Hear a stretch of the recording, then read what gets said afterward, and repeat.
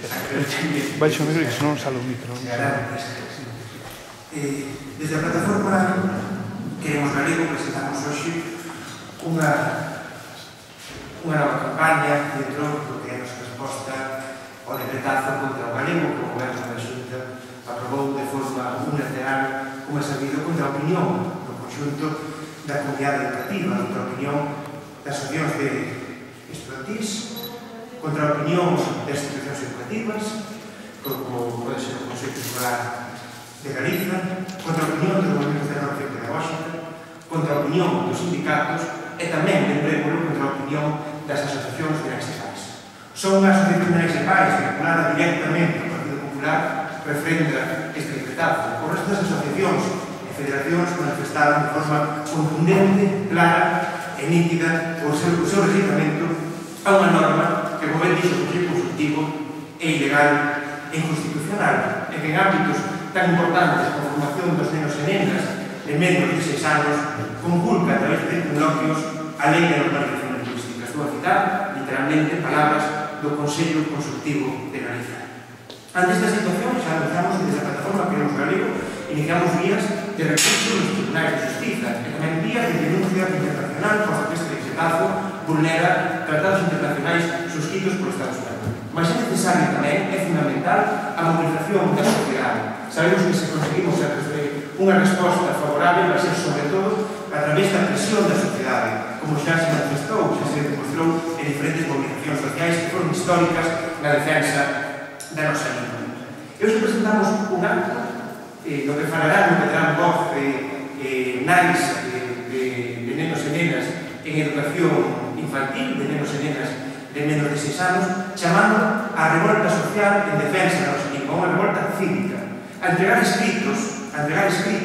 en defensa da nosa lingua ante o Conselleiro de Educación, solicitando medidas concretas para garantir que os nenos e nenas tamén teñan a posibilidade de acceso a un ensino no noso idioma, e no que recorda que Galiza é a única comunidade do Estado español, con lingua propia, onde se produce tal situación de desamparo contra o noso idioma.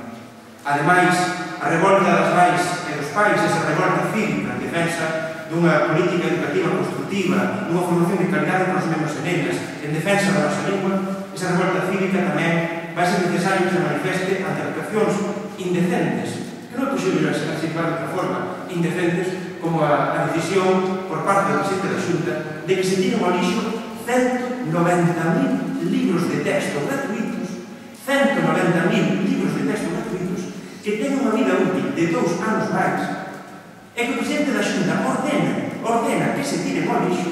porque teñen un único pecado original, un único erro insubsanable, que está na lingua propia de Galiza. Se acudimos aos datos oficiais, veremos que esta cantidad de libros de texto, según a Asociación Galega de Editores, serían 3.800.000 euros.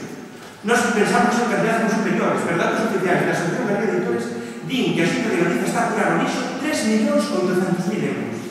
Se sumamos esa cantidade, o que custou a reforma das escolas, segundo datos oficiais, 40.000 euros. O que custou a pseudoconsulta ás familias do ano pasado, que segundo datos oficiais, bastante irrisorios, sabemos que os oficiais son superiores, pero segundo datos oficiais serían 160.000 euros. E se contamos a campaña que xa o Goberno galego ten orzamentada para defender este decretazo, así o dixo Alfonso Cabaleiro, o secretario xeral de Medios, estamos a falar de 1 millón de euros máis, 819.000 euros máis sí.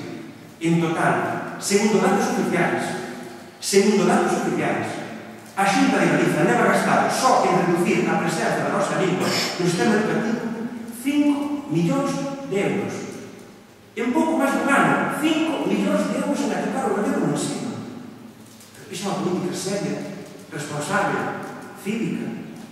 O que vemos é unha actuación política indecente. Un xestor negro, que se aprendeu por dos motivos da nosa reforma, lembremos que son esa falsa propaganda da austeridade e esos ataques contra a lingua galega. Vemos agora como se unen esas duas cuestións, esa falsa propaganda en tirar diñeiro simplemente porque hai libros de texto que son pedagóxicos correctamente, totalmente pedagóxicos, que están dentro do tema educativo, pero que están na nosa lingua propia. Ante iso é fundamental que as nais e pais se rebelen, porque non pode ser esta falta de respeto contra as familias, nin a hora de poder educar os fillos en galego, nin a hora de que se obliga as familias a pagar os materiais porque a Xunta os tira ao lixo simplemente porque está no noso idioma. Pasamos a palabra